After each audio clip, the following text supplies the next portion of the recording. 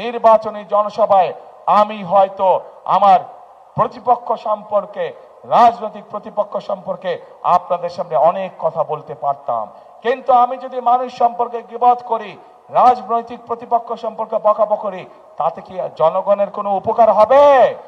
জনগণের কোনো উপকার হবে না। জনগণের উপকার তখনই হবে যখন একটি রাজনৈতিক দল হিসাবে আমরা জনগণের জন্য এবং দেশের জন্য সঠিক পরিকল্পনা গ্রহণ করতে পারবো।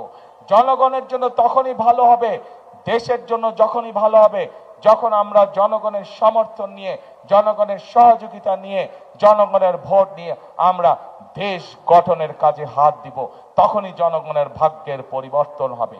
কাজে প্রিয় ভাই বোনেরা, আমাদের ভাগ্যের পরিবর্তন আমাদেরই হাতে।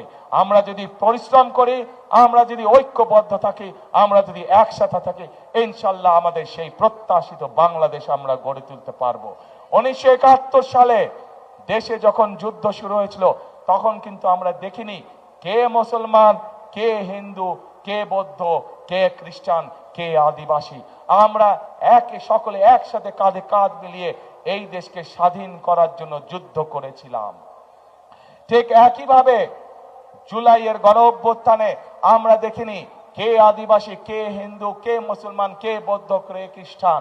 আমরা সকলে কাঁধে কাঁধ মিলিয়ে রাজপথে নেমে এসেছিলাম এবং স্বৈরাচারকে এই দেশ থেকে বিতাড়িত করেছিলাম।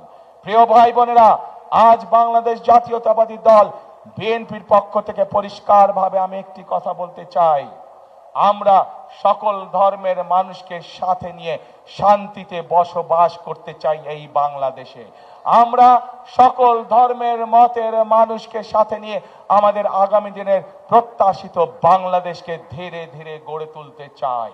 কাজেই সেই প্রত্যাশিত বাংলাদেশকে যদি গড়ে তুলতে হয়, আমাদেরকে ঐক্যবদ্ধ থাকতে হবে। সেই প্রত্যাশিত বাংলাদেশকে যদি গড়ে তুলতে হয়, আমাদের মধ্যে কোনো বিভেদ রাখা যাবে না।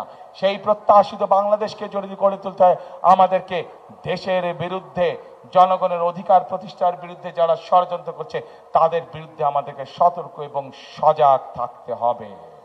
প্রিয় ভাই বোনেরা, আজ সময় এসেছে আমাদেরকে ঐক্যবদ্ধ হতে হবে, আমাদেরকে আমাদের প্রত্যাশিত বাংলাদেশ গড়তে হবে, আমাদেরকে পরিশ্রম করতে হবে। পৃথিবীর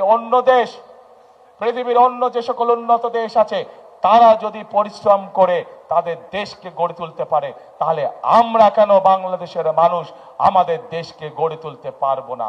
সেই জন্যই আমি একটি কথা বলি, কথাটি আপনারা ভাই বোনেরা সকলেই শুনেছেন। আমি আপনাদের সকলকে অনুরোধ করব, আসুন এটাই হোক আমাদের প্রতিজ্ঞা, এটাই হোক আমাদের শপথ। কি সেটা? করব কাজ। কে ভাই? করব কাজ, গড়ব দেশ। সবার আগে